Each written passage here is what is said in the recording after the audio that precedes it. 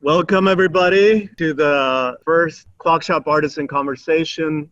My name is Leonardo Bravo. I am the interim managing director of Clockshop. And we are honored to have Beatriz Cortez and Ignacio Perez Meruane with us for a rich and vibrant conversation about their individual works, about Ignacio's current site-based installation through Clockshop, and the many overlapping ideas and themes that sort of happen within both of their practices. So to start off, if we can go to that first slide, please, title slide. Just want to lay down, let's set off a few ground rules in terms of the Zoom event. I will be introducing and welcoming the artist. We will talk a little bit about Clockshop and who we are as an organization. We will also be doing a land acknowledgement statement for Clockshop.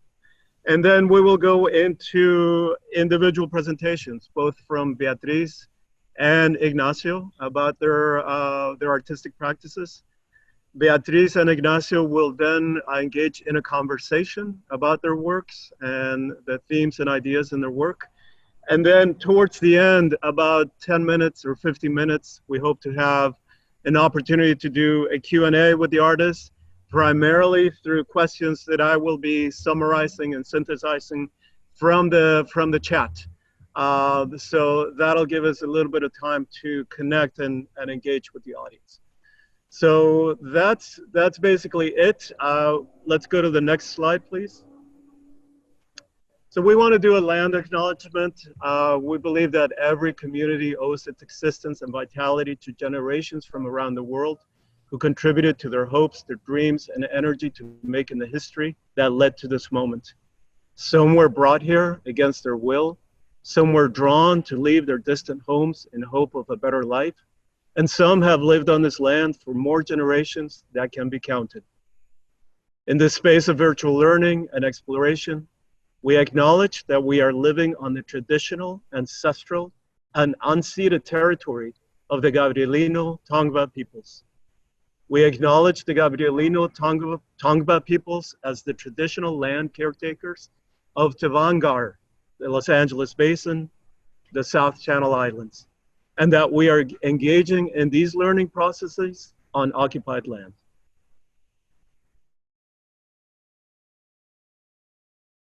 So Clockshop, we are an organization that we produce and commission projects by artists and writers. We believe in the power of arts and culture to connect us to the land in which we live. Clockshop has been for over 6 years, has had a partnership with the California State Parks to program an 18-acre piece of land along the LA River known as the Bowtie Project. That is the image that you are seeing right now. Our home base is in Elysian Valley, across the river, the LA River, from the Bowtie. That's where I am broadcasting from. You see the courtyard here inside the Clockshop space. We have been here in the space for 18 years, and we hope that at some future point you can join us in person as things begin to open up. Next slide, please. Part of the conversation is really led from the fact that Clockshop has shifted our programming this year from the Bowtie to the Los Angeles State Historic Park as part of our strategic response to how public gatherings take place during the COVID pandemic. This includes our new open call commissions, which is really the foundation for Ignacio's site-based installation, the collaboration that's in place. And an expansion of also our beloved series, Reading by Moonrise, as Listening by Moonrise. LA State Historic Park, which is situated right in Chinatown in downtown Los Angeles, is a 32-acre site and has a rich and complex history, providing an open space and pathways to enjoy views of downtown, as well as possibilities to honor and celebrate the natural and cultural heritage of Los Angeles. We see that collaboration with the LA State Historic Park as a natural bridge to the kind of events, the programs, the site-based installations that have been at the core of Clockshop activities at the Bowtie for many years now. So one of the things I wanted to highlight along the many activities, we have a brand new merchandising piece for Clockshop. This is really related to so much of the work that Clockshop has led around the body of work, the archive of Octavia Butler, visionary writer, prophetic writer. So if you go to our website, I have put in the link on the chat space. We are offering this prophetic Octavia bundle. The bundle includes a copy of a brand new, newly released book, A Handful of Earth, A Handful of Sky, The World of Octavia Butler by Linnell George, and one limited edition tote bag.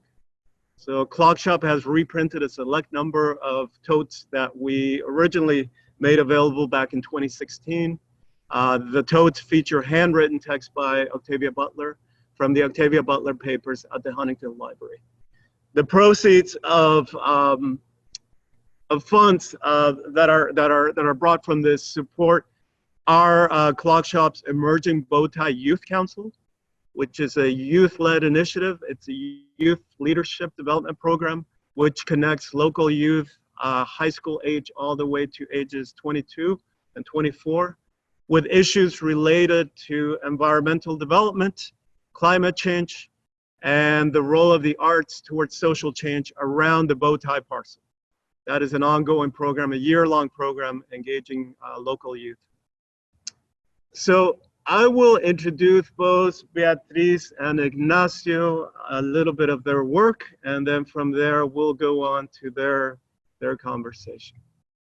So this is an image of Ignacio's current installation at the LA State Historical Park. Ignacio Perez Meruane, he was born in Caracas, Venezuela, and raised in Santiago, Chile. I was born in Santiago, Chile as well.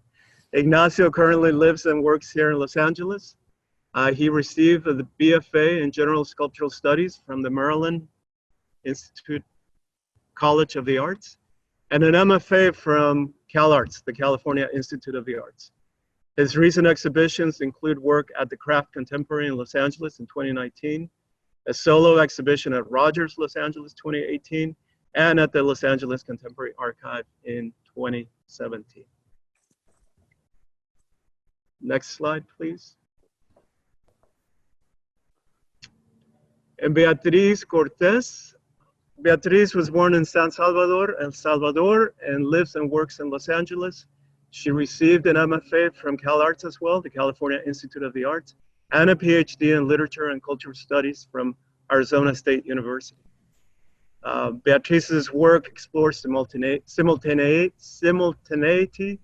life in different temporalities, and different versions of modernity, particularly in relationship to memory and loss in the aftermath of war and the experience of migration, and in relation to imagining possible futures. A short list of Beatriz's significant accomplishments have been some of her solo exhibitions at the Craft Contemporary in Los Angeles in 2019, at Clockshop in LA in 2018, at the Vincent Price Art Museum in Los Angeles in 2016, Monte Vista Projects in 2016, and the Centro Cultural de España de El Salvador in 2014. So without further ado, I am going to pass it on to Beatriz to take us through her part of her presentation of her body of work. So thank you, Beatriz. Thank you so much, Leonardo, for that introduction. I'm really happy to be here today. I want to thank everyone at Clockshop and David, who is handling all the technical aspects of the logistics of this presentation. I want to say that for me, it's really an honor to be here and join my fellow artists, an artist who I admire, Ignacio Perez Meruane, and to tell you a little bit about how I met Ignacio first at Commonwealth and Council. Another time I met him because he was one of the artists who supported a fundraiser I was organizing for Carecen. And then I met him again at the welding shop. So I guess we gravitate, around the same spaces. And I was super glad when I saw that Ignacio received the commission from Clockshop, because receiving a commission from Clockshop transformed my work in many ways. And I wanted to spend some time telling you about that experience. So let me begin by showing you a video of my work that renowned filmmaker Julia Meltzer, the founder and director of Clockshop, made when Tzolk'in, my piece that was commissioned by Clockshop, was first inaugurated at the Bowtie, and another version of Tzolk'in was inaugurated as part of Made in LA 2018 at the Hammer Museum.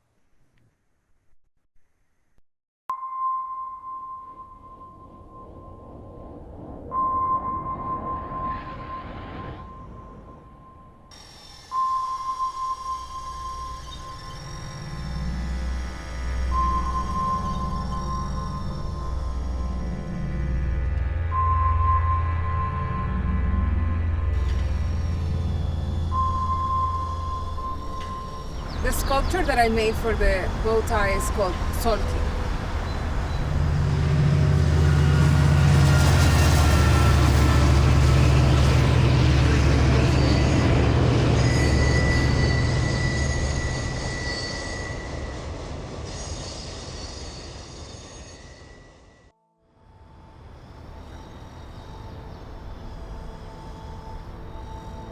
This sculpture exists in two parts. One is inside the Hammer Museum as part of the Made in LA biennial. And the other one is here in front of the Los Angeles River at the Bowtie. The idea for the sculpture is based on the Mayan calendar, Tzolk'in, the sacred calendar for agriculture. The process for making this sculpture is very complicated. On the one hand, it required research about Tzolk'in itself, about the gears. This hypocycloid motion of the ring gear and the inner gears circulating. That motion is not possible without gears that are very precise. The cutting of the teeth and the cutting of the gears was quite an adventure for me.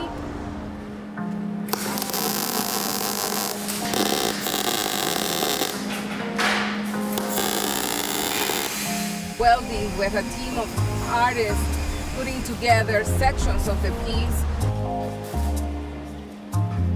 Each one of the two components of Tzolk'in have shapes that are linked to indigenous traditions, and yet they're made with industrial material linked to our context here in Los Angeles and here at this moment in late capitalism. It required finding out how to have a conversation between this sculpture and the Los Angeles River and the plants and environment and the animals that exist here in spite of the concrete that has been poured on it and in spite of all the industrialization. To me, that was a really important part of the sculpture. We're part of technology, but we're connected to the environment and to the planetary motions.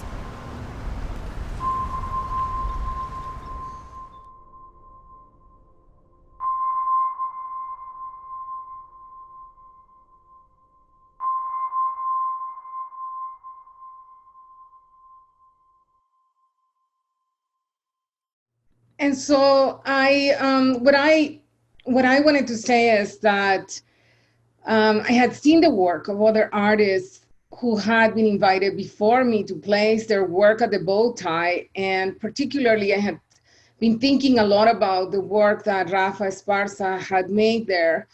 He had already made a couple of works, and Carolina Caicedo when I was invited, and it created a lot of noise in my head about what it meant to cite your work at that location and who had access to this location and what it meant in terms of our own concept of art to place work at this location. And so when Julia and Savannah, who was working at Clockshop then, came to my house, because at the time I didn't have a studio, they offered me a commission to make the work for Tolkien, and many windows opened in my mind. And since then, I have been exploring ways to make works outdoors. And at the same time, I was invited to participate in Made in LA, and I felt a great sense of responsibility, not only because of all the support that I was receiving from Clockshop and from the Hammer Museum and all the visibility that it meant, but also because it occurred to me that I was probably the first Central American artist and definitely the first Salvadoran artist to be invited to have the opportunity to have this kind of visibility.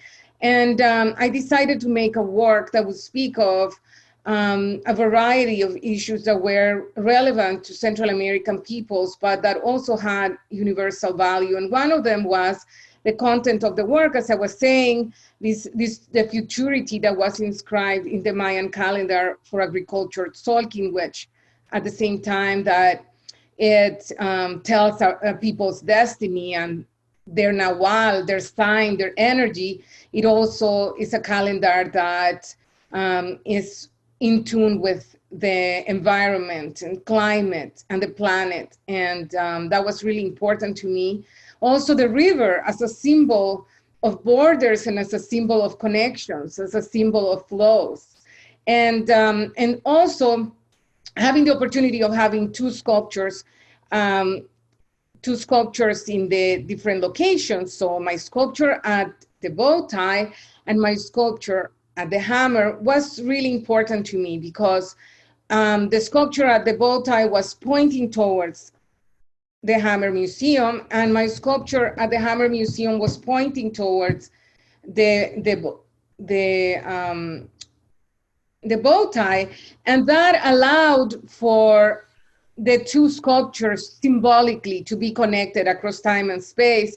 And that made me think a lot about, you know, how immigrant families are divided by borders, divided by space, divided by distance, and how our love is connected through all those glitches and all the different technologies that are available to us. And also I had the opportunity to install Tzolkin in other locations, for instance, at Occidental College, at the Socrates Sculpture Park in New York, and to think more about what it meant to place a work outdoors, its accessibility, its vulnerability, and also the organic nature of steel. And I wanted to mention that at the time when I was installing my work at the bow tie, a woman by the name of Claudia Gomez Gonzalez was killed by the Border Patrol. She was a Mayan woman who was unarmed and who was crossing the river.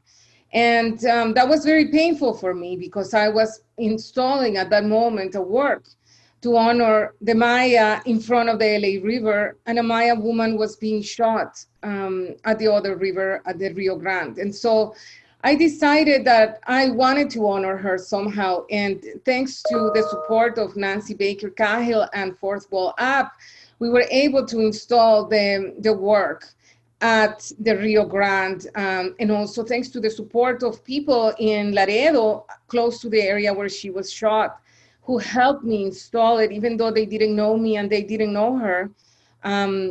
They wanted to contribute to honor her. And so this is a sculpture that remains there in a permanent way in virtual reality.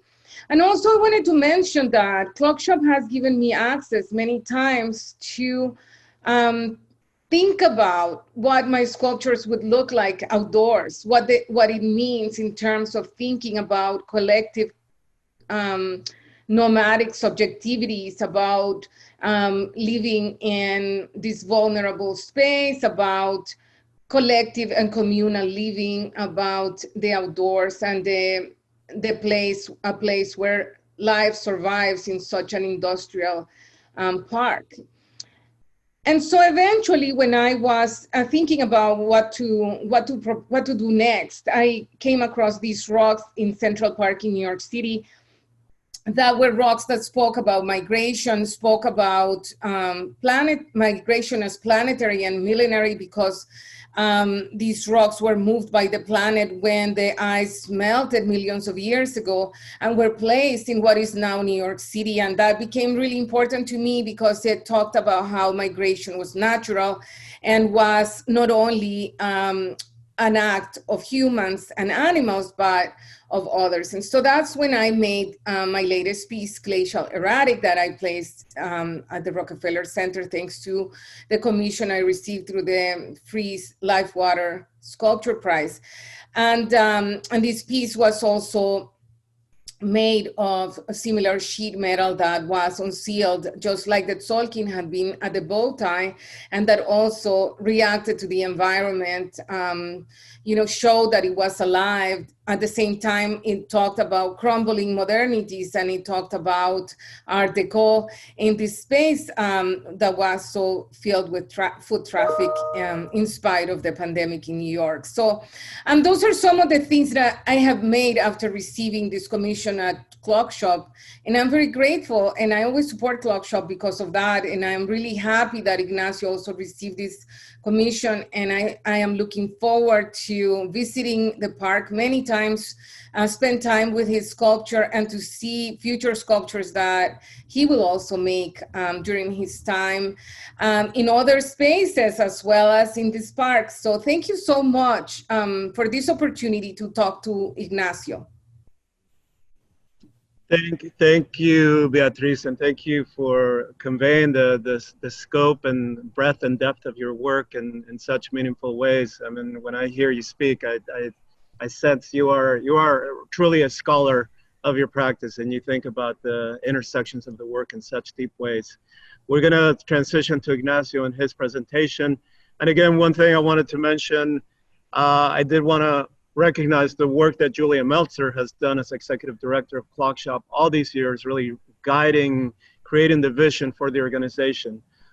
It is a team effort. We are a small team, and we make this happen in a very purposeful way. I also did want to recognize the work that our staff member, Mackenzie Hoffman, has done in being the lead and the guide with Ignacio on his current installation. So I know she's been a key staff member for Clockshop. So Ignacio, on to you. Thank you so much. Thank you, Leonardo, for the introduction. And yeah, absolutely. I want to acknowledge everybody from Clockshop. They've been so great. And yeah, I've been in a back and forth conversation with Mackenzie for some time now. And thank you, Beatrice, for being here, for sharing your work, and for this conversation. So bear with me here for a second. So I'd like to start by talking about this work from 2015. I think it's a good introduction to my practice as it relates to the sculpture at this LA State Historic Park, and also has some areas of overlap with Beatrice's work. This is Circuitos from Galeria Tajamar in Santiago, Chile. And as you can see, the gallery is a sort of glass-walled hexagon, a vitrine that the viewer never enters, but is accessible to the public 24 hours a day. So this work focuses on the historical and formal connection between Chuquicamata, which is the world's largest open-pit copper mine located in the north of Chile, and the Frank Lloyd Wright designed Guggenheim Museum. So just as a little bit of context, copper is hugely important to Chile's economy, accounts for over 50% of its exports, was nationalized during Salvador Allende's socialist government, and remains so to this day. The Guggenheims made their fortune in mining in general, and then copper specifically in Utah, Colorado, Montana, before expanding to Mexico and eventually to Chile, where they opened Chuquicamata in 1915. So as you can see, this exhibition's central element is a spiral shelf installed along the perimeter of the space. And the angle of the shelf is 3 degrees, the same as the Guggenheim's ramp, and is also meant to invoke the structure of the mine. Objects relating to both the mine and the museum are placed along the shelves. Among these objects are hand-hammered copper bowls, which have been filled with acetic acid and left to evaporate, leaving concentric circles of a patina known as verdigris that has historically been used as a pigment by many different cultures. This patina is also what you see on the glass panes that are leaning on the shelf.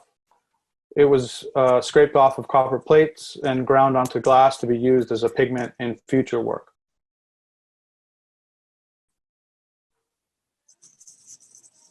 Postcards relating to both the mine and the museum were placed on the shelves, as you can see on the right side of this book spread. And finally, there are a series of lamps which serve as the sole illumination for the exhibition and are also a way to introduce copper in its industrial form via the lamp's wires that traverse the space. This is meant to contrast the hand hammering of the bowls, which is a form of working with copper that is indigenous to the Andes. The lamps were also made with Frank Lloyd Wright's theory of organic architecture in mind, such as elements of a building should be integrated, a building and its elements should be inspired by its surroundings, and built with local materials. I was interested in the dichotomy between this philosophy and the mining practices that funded the Guggenheim Museum. These images are from an artist book that I published with Culp Press. And the book serves as documentation of the exhibition, contains writings on the history of the mine and the Guggenheims, and also contains these photographs that I took at the mine. So the book serves as a continuation of the project beyond the scope of the exhibition. And this is a limited edition version of the publication that includes a bowl similar to the ones in the exhibition, and also a set of postcards that were screen printed using that same pigment from the glass.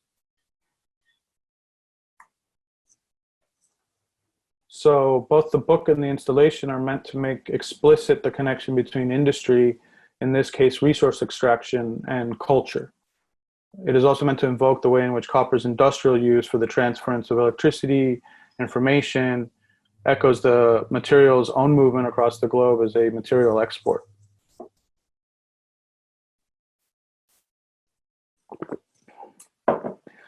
And so this is the work made with Clockshop at the LA State Historic Park, titled Progression Without End. I describe it as a sculpture in the form of a line that reflects on the various histories that make the site unique. Namely, its former use as a railroad station, the adjacent Zanja Madre that diverted water from the LA River, and the battle by community organizers to turn the site into a park.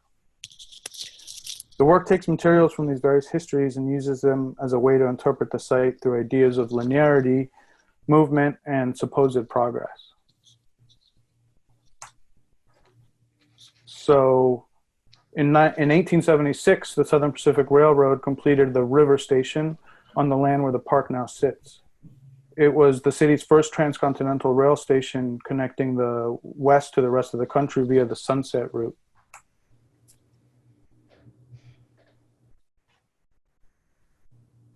The railroad industry was given land by Congress to build railroads and to distribute to future settlers. So they had a vested interest in attracting people to the West, both as passengers and as customers for their freight. They promoted the area as fertile, productive, and barely inhabited. Between 1901 and 1916, the railroad sold 800,000 one-way colonist tickets.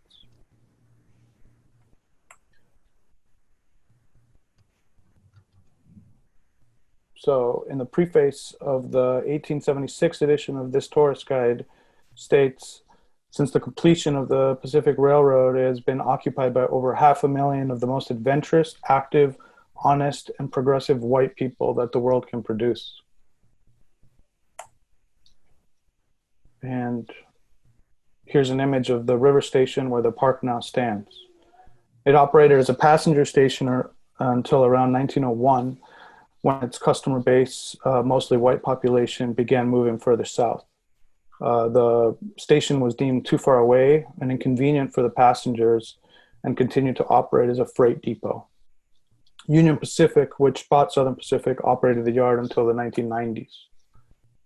So this is an image of the proposed industrial park that was going to be where the park now sits. So in 1997, Union Pacific put the land up for sale, and council member Mike Hernandez courted Majestic Realty to buy the land. The plan was to develop the area as an industrial park for warehousing and manufacturing that would produce 1,000 new jobs. The Chinatown Yard Alliance, a coalition of grassroots organizations, persuaded the company to sell and raise $30 million from the state of California to purchase the land. Among the plans the Chinatown Yard Alliance had for the land were affordable housing, a middle school, soccer fields, a Chinese cultural center, and a museum for the Santa Madre. So it's a faint image, but if you can see it's in the center of the image, the park is kind of like this fish shape, and that whole sort of white area are the proposed warehouses. And finally, there are elements of the sculpture made from concrete, brick, and wood, all construction materials meant to evoke the current development in the neighborhood surrounding the park. The elements are cast, carved, or constructed in a form referencing Brancusi's endless column. With its serially repeating modules that can be adapted to different materials and scales, the form embodies the expansion and progress of the railroad industry. This is a motif that Brancusi engaged with until the end of his life, realizing multiple versions in different materials and scales, in some cases using it as plinths or as part of other works. So the work on the left is considered to perhaps to have been the first instance of this form in his work. This is one of two outdoor versions that he realized, and perhaps the most well-known, a roughly 100-foot column in his native Romania. And this is the other outdoor version, a 20-foot column at Edward Steichen's garden carved from a tree felled on the property.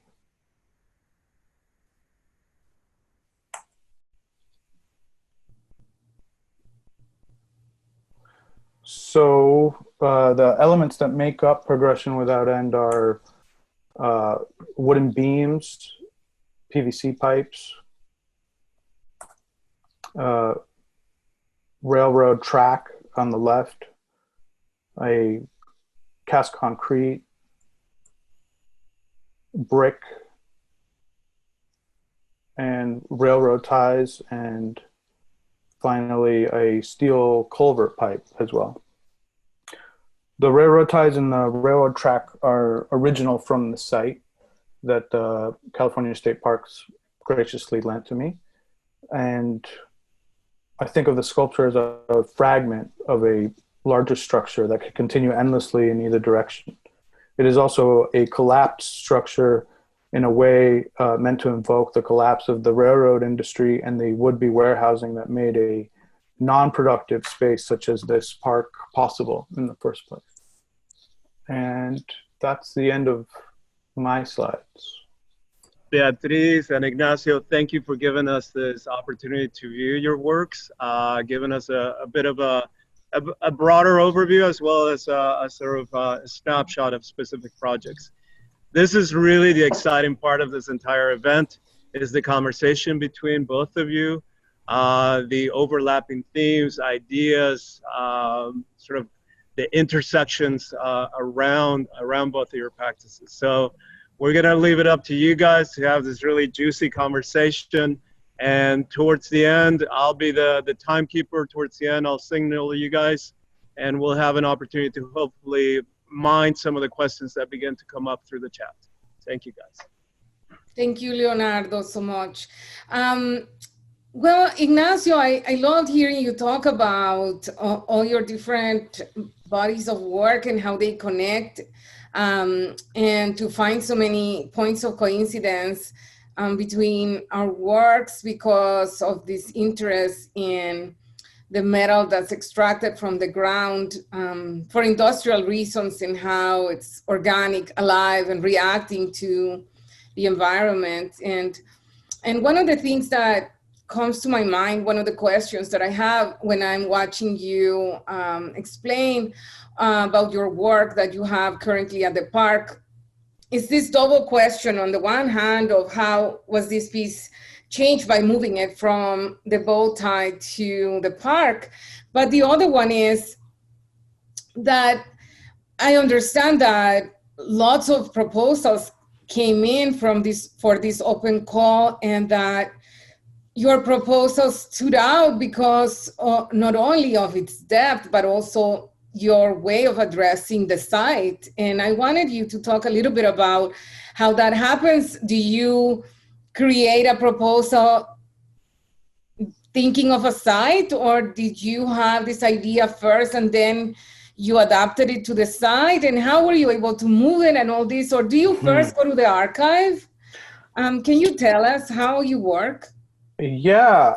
So in a situation like this, and also in a similar way for the work in Santiago, it really started with just visiting the site and experiencing the place and thinking about how, my experience of walking the site, and also thinking about how the viewer would walk through it. And frankly, like after walking through the bow tie, I knew about the open call. I was thinking about a proposal.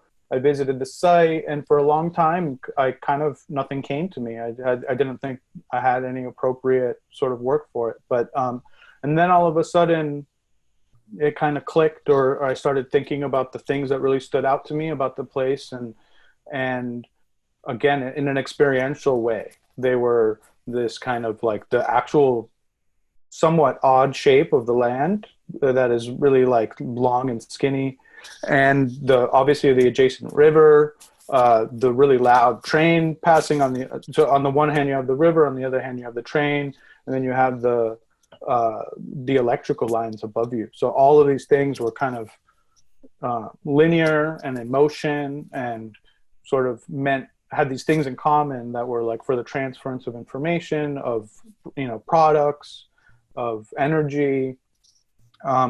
So that's kind of what clicked, and then sort of the research came, and it was sort of like, okay, why is the land like this?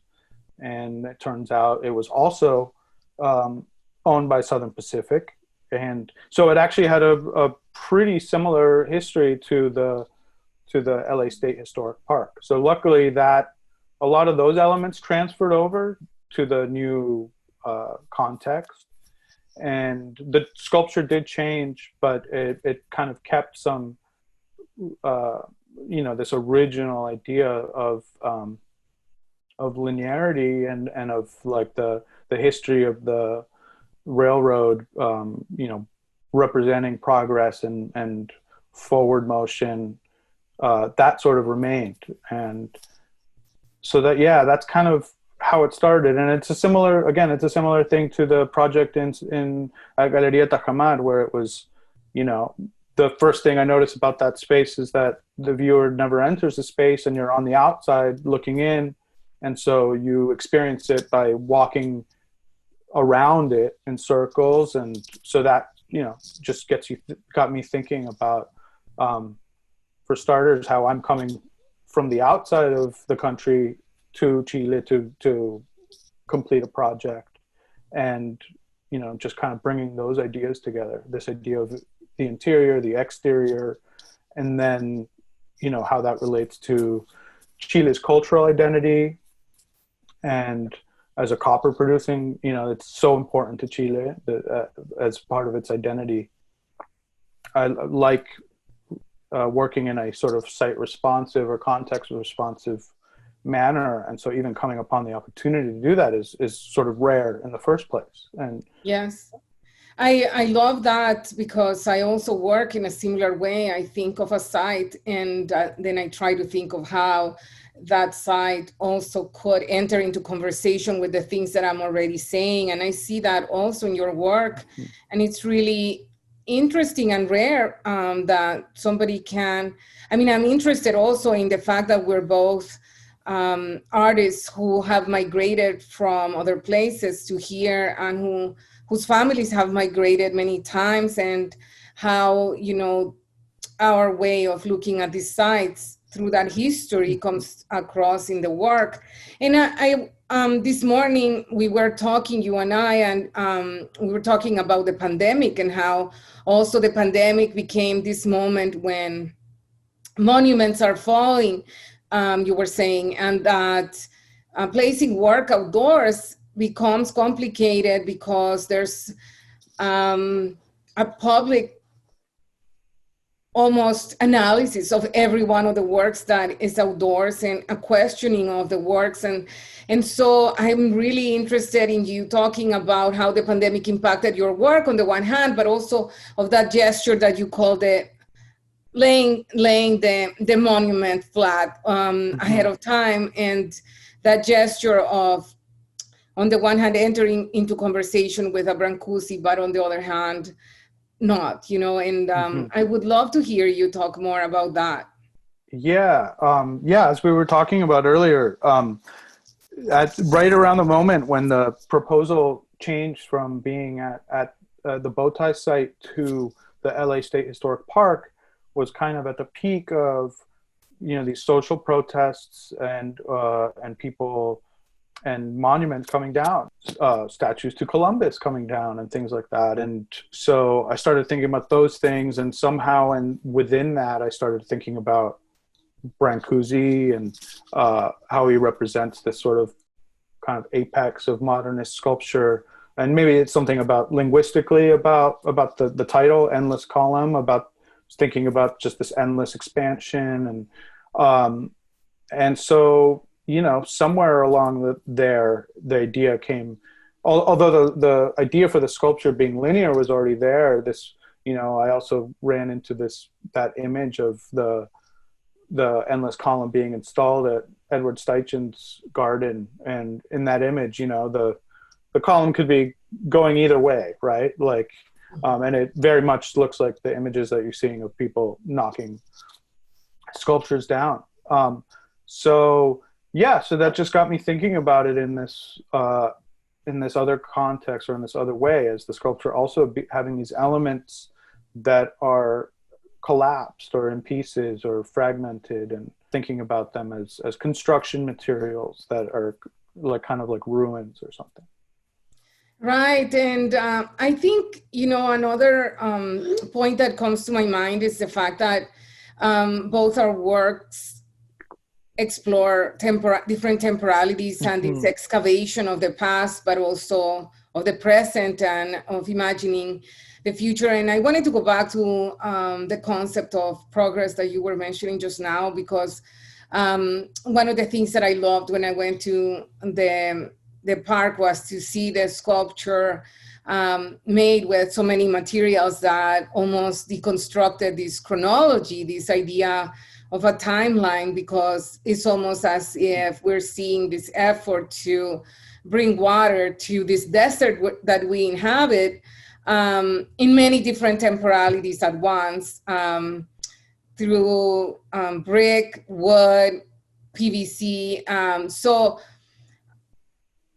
don't know, it brought me to think, wow, the newest material is probably PVC, is the ugliest one of them all, and wow, the dormants, they're beautiful. And so all this time and all this use ingrained into the piece. And at the same time that you can imagine the train coming here for the first time as this ultimate modernity, we see this dormant that's already spent and used and old, and the crumbling modernities that that your piece shows all at once. And so I just love this idea of time travel that it contains within it, and how it deconstructs the idea of progress. And I wanted to ask you about that, not only as an aqueduct that's bringing water here, but as forms of construction that that you're referencing. When I asked you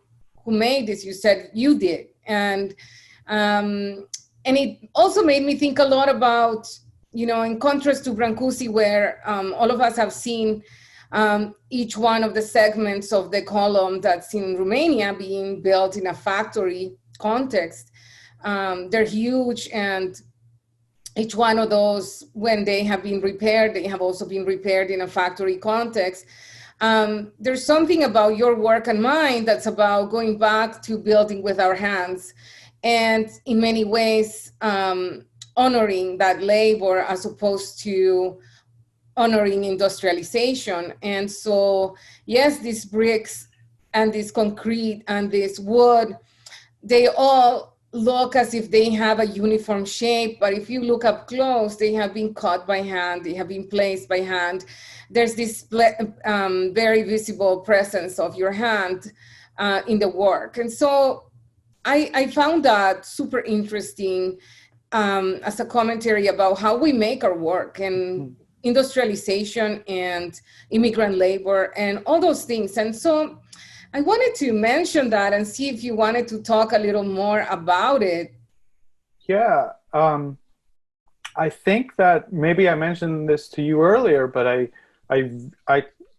tend to think about it in terms of scale, and both materially and temporally, and I think I see that in your work as well. So thinking about, for example, like in your sculpture for the Clockshop, you know, the Mayan calendar being this a form of technology, right? And then also this more industrial materials that you use and the gears, this other form of technology, and kind of mashing them together, or not prioritizing one over the other, but just acknowledging that they're kind of exist within a continuum or simultaneously. And so, I mean, I think about, when you mention time travel, that's kind of what I think about, of this kind of like acknowledging, or this layer cake of history that, or these various histories that inform a certain situation or place. And the same can be said about like materials. I kind of think about it in terms of scale, in terms of a human scale or a handmade, sort of just understanding a material through interacting with it materially, like manually. It's a completely different sort of understanding of these things. Once you can in theory say, I want a material to do this, and the material doesn't want to do that necessarily. It's the rebellion of the objects. Yeah, I mean, so you have to kind of have so I mean, that's kind of was my, idea for the project in Santiago, which was this kind of, like my instinct was to just like actually learn how to work with the material in as close to as possible with hand hammering. So it's this like ancient way of working with it.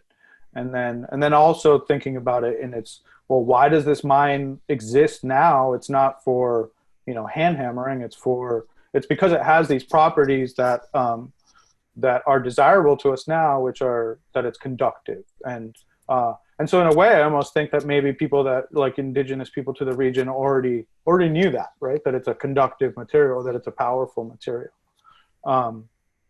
So yeah, I just think about it in those terms of scale, of like the industrial scale, and you're sort of, even if you're making something, I mean, this is the biggest sculpture I've made, the one at the LA State Historic Park. So to me, it's somewhat monumental, but it's still human scale in that sense. It's not industrial, right? When you start to think about the lengths of railroad, it's then you're kind of it's dwarfed by that scale, right? Yes, and I would love to talk more about, now that you're mentioning the mines, this excavation of the subterranean world. I have been thinking a lot and making work about the subterranean world.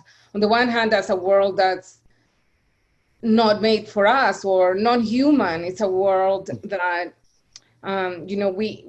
we enter it, but we don't belong there. And this, this extraction for profit destroys the environment, etc., but also unveils other things that become part of the work that you're inviting us to see. And so not only the different materials that are part of your piece, but this excavation of a water main that's under the ground that we're not supposed to see. That modernity means that you don't see the labor and you don't see that construction that it needs to remain invisible to us, that we need to remain unbothered by the destruction of the environment, the type of labor, the contamination, whatever it is. And so bringing it outside then, revealing the underworld is something that to me is fascinating because of all the different threads that it takes us to look at. And I think like when you talk about that, it makes me think of the project in Santiago, really kind of thinking about this dichotomy of, like, on the one hand, Frank Lloyd Wright thinking about a kind of way of thinking this sort of site specifically, right? His theory of organic architecture, that a building should be kind of in tune, related to its site, made with local building techniques and local materials, so it would be, again, adapted to its site better, not fighting against it. And so there was just this, like, sort of giant gap between that form of thinking and what made the funding of his work possible in this case of the Guggenheim Museum was mining in the north of Chile. And so, like, in a way, like, he wasn't designing buildings for the area in the north of Chile, right? Those places are the places that get contaminated and by this kind of like global resource extraction, global capital, that make this, this, like, architectural monument possible in the first place. That's not to say that all his projects were like that, but that's kind of, that dichotomy is what came to mind, and in the sense of thinking of this kind of, like, the Santa Madre being buried and kind of coming to light. It's like the history of the park that's incredibly interesting to me is that there's all these sort of things that happened that made it possible for the park to be there in the first place. I mean, one of them is the, like, community organizing, that it seems almost just, like, unfathomable that they succeeded and that they were able to, again, like, resist, like, this being a warehouse, like a giant warehouse, and in a way bringing down the quality of life of the neighboring places.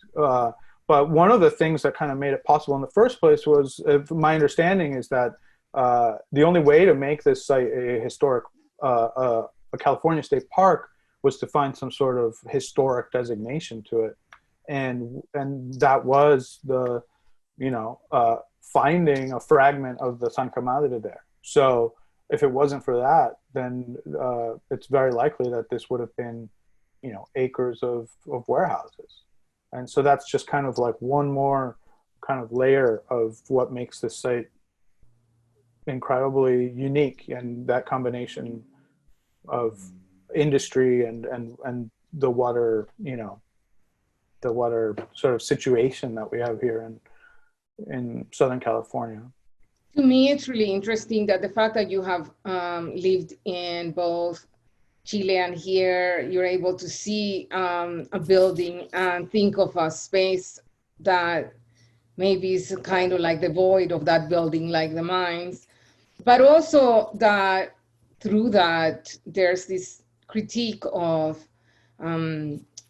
types of architecture that we always imagine as being super interested in local materials, like, for example, craftsman style of architecture.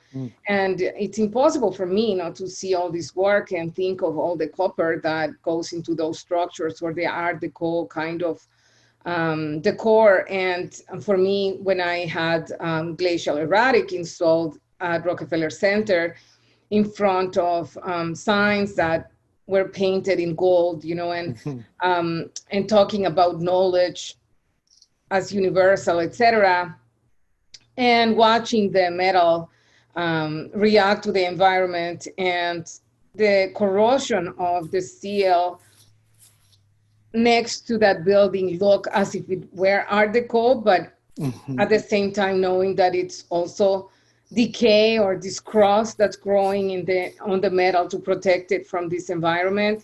And that conversation becomes really powerful and almost gives a life or a will of its own to the metal, to the material itself.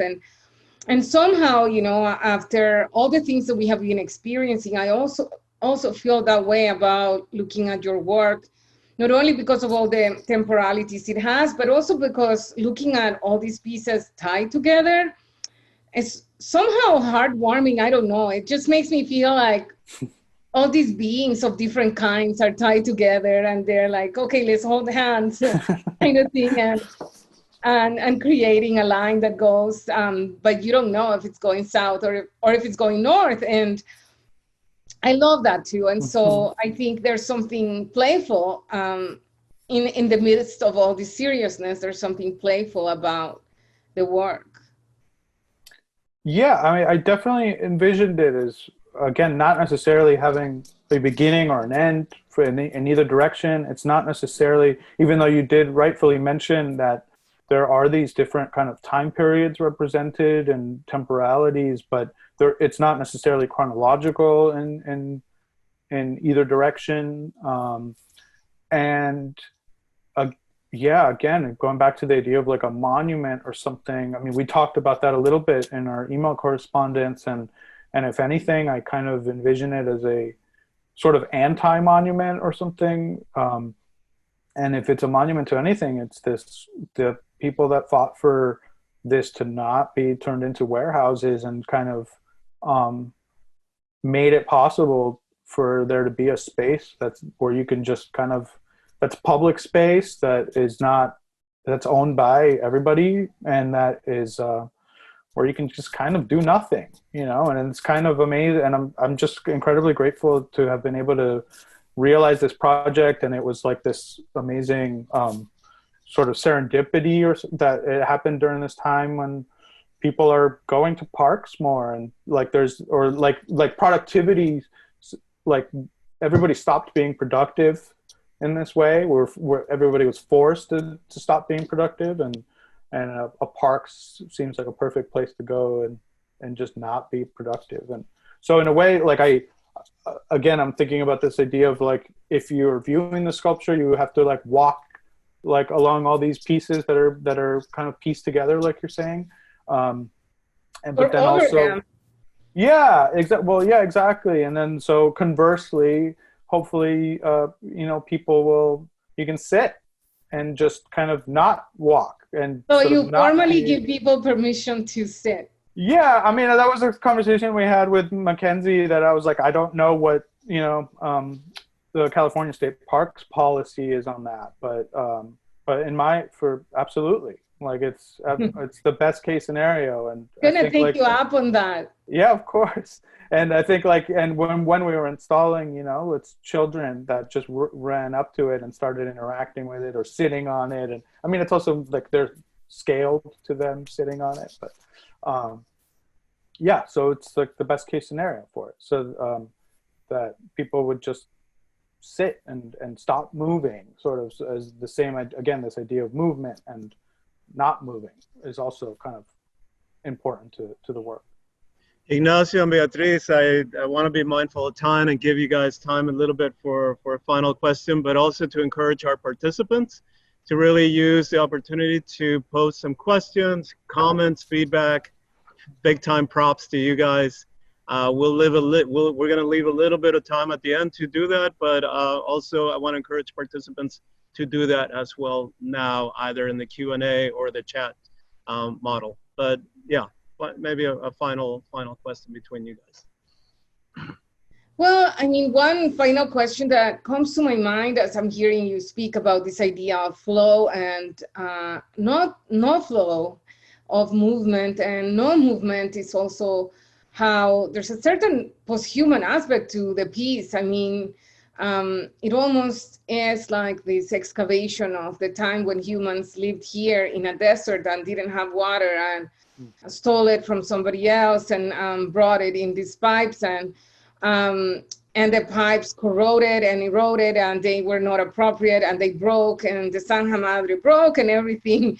It's this moment when a river was paved and a train was the fastest mode of transportation, etc. I mean, all of it there as if we were no longer human and we were visiting this place and looking at the remnants of human life. And I wanted to ask you what ideas of the future were you posing, because I go to two directions. One is this destruction, these remnants, and the other one is, like I was saying, this coexistence and this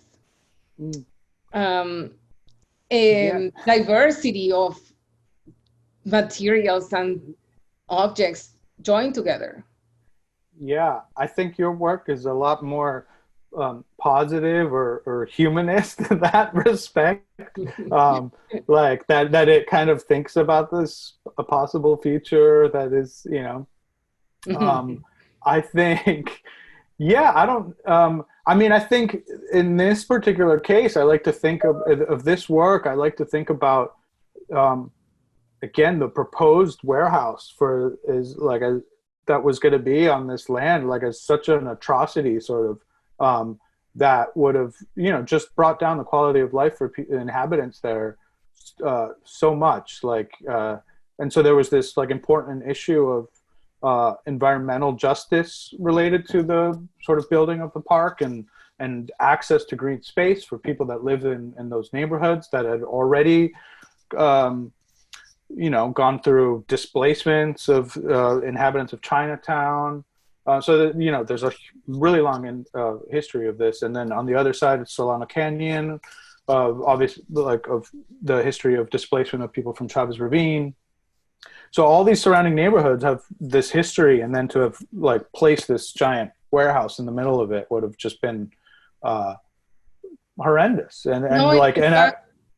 And so I almost imagine, in terms of thinking about the future, I almost think about it as if that was a possible future that was again collapsed. The past as the future. Yeah, it was collapsed, and it was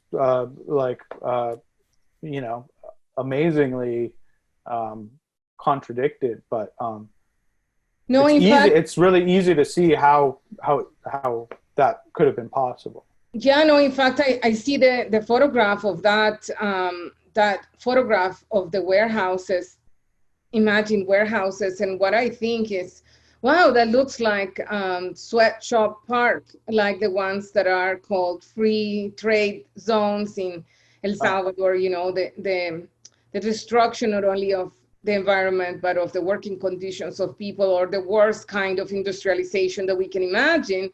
And this service economy, etc. And so that also could be the future. I mean, this could be a photograph of the future, and holding it as a park and enjoying it as a park is not only our privilege, but our responsibility, and that's interesting too. Well, let's open up to questions, and I have more questions to ask you, but if others want to jump in, I don't want to take all the space. So let's open up for questions, and I'll give the floor to Leonardo. I got one already from Mackenzie. One of the compelling items about artworks at the bow tie is the feeling of discovery, to use this term in the most uncolonial sense possible for a viewer. This is impossible to recreate within the LA State Historic Park.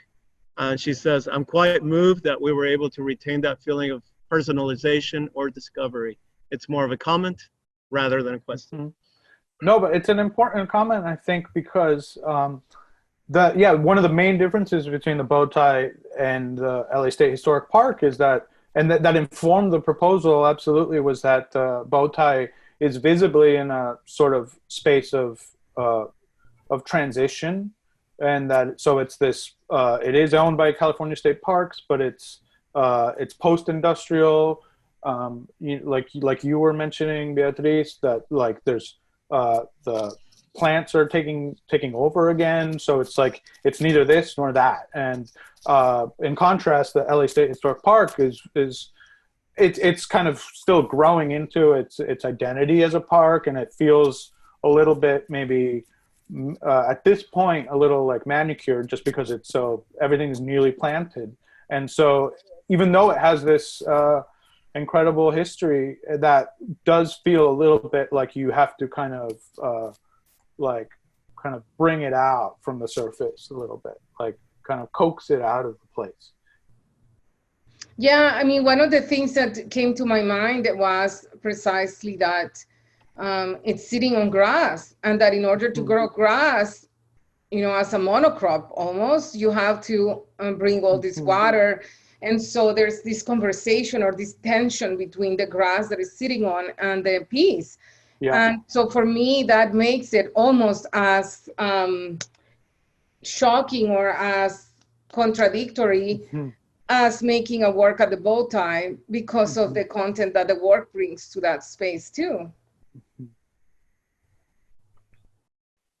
Go ahead, Leonardo. What other questions do you have? I'm looking at the chat here. I'm waiting for other comments, feedback, questions. Okay, well, in the meantime, Leonardo, is there anything that we haven't discussed about the piece that you really wanted to discuss before I ask you another question? No, you know what? No, I meant Ignacio. I'm sorry. Oh, yeah, let me think. I mean, yeah, there's so many things that we discussed over email, and I think we've covered a lot of ground, you know, on a surface level, sort of. I've been really, maybe it just came about through the process of making it, but I've just been really interested in this idea of again, the park being this sort of non-productive space in contrast to the production that is that you think about when you think of progress and modernity, and that it's about producing, you know, it's about production. And so this park is the antithesis of that, and how powerful that is, and on the one hand how desirable it is, right? Like of course you would rather have a park next to you than a warehouse that's producing things. So on the one hand that's a lot more valuable than production is. And so yeah, I definitely agree, and I think it's so interesting. And with regards to what you were saying about the lack of movement, you know, it's this the remnants of this industrial effort towards progress, but there for joy and for play and for reflection, but not for production. That was also really beautiful to see in the space, and to kind of remove those things from the underground also meant removing them from this industrial context to bring it to the park where everybody's on the grass, having a picnic or walking around, running, exercising, and flying kites. And, you know, it just changes completely the content. Well, Beatriz and Ignacio, we're really, really honored by having you guys so present in this conversation. One of the things I wanted to say is what I'm gleaning from both of your conversations and the presentations is that in a way, both of you guys, although in different ways, point out the contradictions behind the modernist project, behind this notion of progression, linear progression, by really sort of bringing forth the fissures, the cracks, the fragments, you know, this notion of extraction and excavation. And Beatriz, I love the comment that you said about the past as the future, the past as a future. Because in a sense, both of you are pointing to more ancient forms of technology, ancient forms of knowledge making that tie us to a sense of circularity rather than the linearity. So I wanted just to say that that really came through, and that to me is a beautiful thread both of you guys have woven in this conversation today. Thank you, Leonardo. And thank you so much. It's really great to also share this panel with you and to have you at Clockshop. And so I'm looking forward to more things that you're going to be doing from Clockshop and to collaborate with you. And thank you, Ignacio, for this conversation. It's been so exciting, and I'm looking forward to stopping by the park to spend time there and to walk around and think about some of this conversation. Yeah, thank you so much, Beatriz. It was so nice talking with you. And again, thank you, Leonardo, and everybody at Clockshop. And it's been a dream. Everybody's been so, you know, on the same page about this, I don't know, kind of really important way of making artwork that yeah, feels great. Amazing. One final support. I really just want to say that I love the support that I have always received since that day till now from Clockshop. And one final thing, Ignacio, we want to point folks to let them know that your installation, site-based installation, Progression Without End, is open until, let me see if I have this right, November 14th at the LA State Historic Park. So, you know, please, we invite folks to come by and see it, experience it, engage with it, interact with it. I also want to give thanks to David Maturin for being the person behind the scenes, really helping us to produce, coordinate, and really move things forward through the Zoom event and Zoom technology. So thank you so much. Have a beautiful rest of your days. Thank you to all the participants, people that joined us in the conversation. Be well, everybody. Thank you. See you soon. Okay. Bye-bye.